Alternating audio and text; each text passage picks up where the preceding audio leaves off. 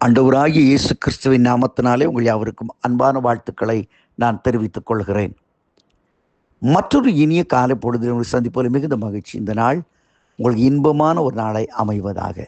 இன்றைக்கு நான் உங்களோடு பகிர்ந்து கொள்ள விரும்புகிற ஆண்டுடைய வார்த்தை தானியேல் 6:16. நீ இடைவிடாமல் ஆராதிக்கிற உன் தேவன் உன்னை தப்புவிப்பார்.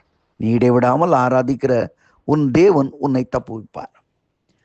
தானியேல் எப்படி தப்பு வைக்கப்பட்டான் அப்படின்னு ஒரு கொஸ்டின் மார்க் வச்சு கேள்வி கேட்டோம்னா, ஆன்சர் இஸ் ஸோ ஈஸி. அவன் இடைவிடாமல் தேவனை ஆராதித்தான், ஆகவே அவன் தப்பு வைக்கப்பட்டான்.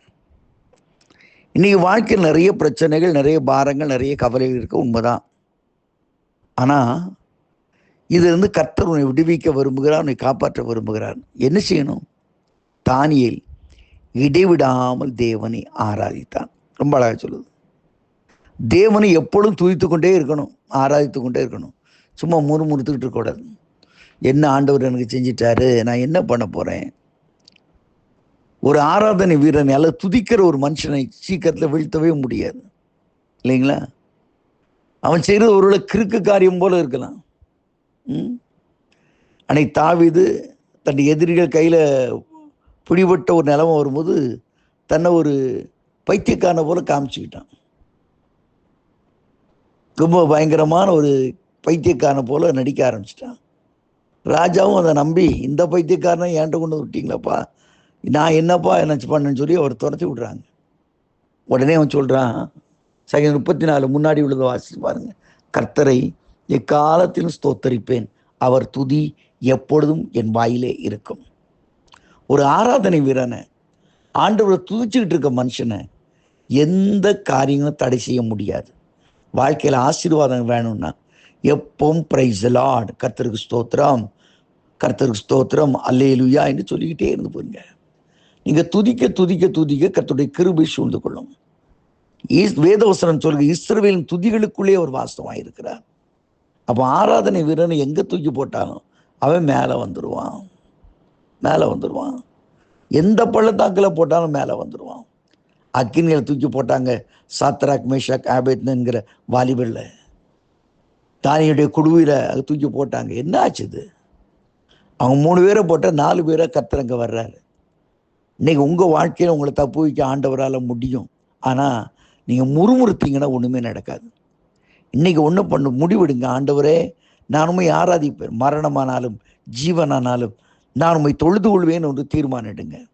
அப்படி தீர்மானம் எடுத்து ஆண்டவர் உண்மையாக நீங்கள் தொழுது கொண்டா நான் 100% உங்களுக்கு உத்தரவாதம் அளிக்கிறேன், நீங்கள் ஒரு நாளும் மற்ற எதிரிகள் கையிலையோ உங்கள் பிரச்சனை தர்ற காரியத்திலையோ நீங்கள் மாட்டவே மாட்டீங்க.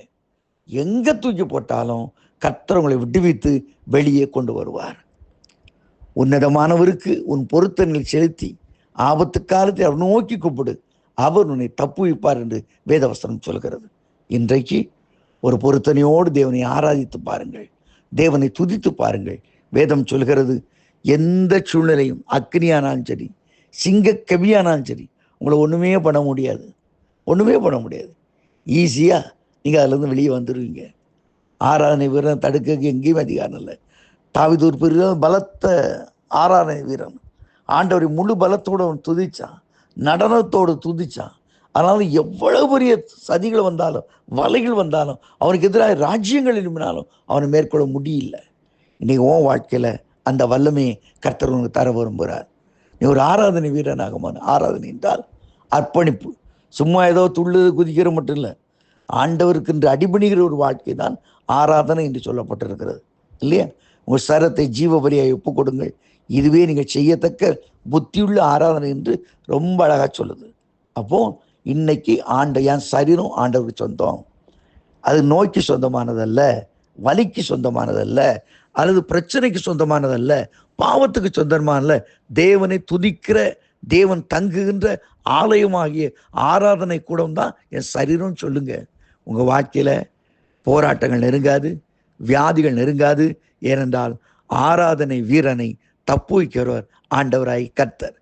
தானியேலை குறித்து ராஜா சாட்சி சொல்கிறான், ஆராதனை வீரனே, நீ ஆராதிக்கிற தெய்வம் உன்னை தப்பு வைக்க வல்லமை உள்ளவர். என்று நான் சொல்லுகிறேன்.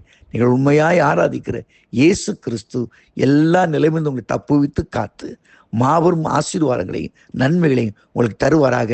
ஆமேன்.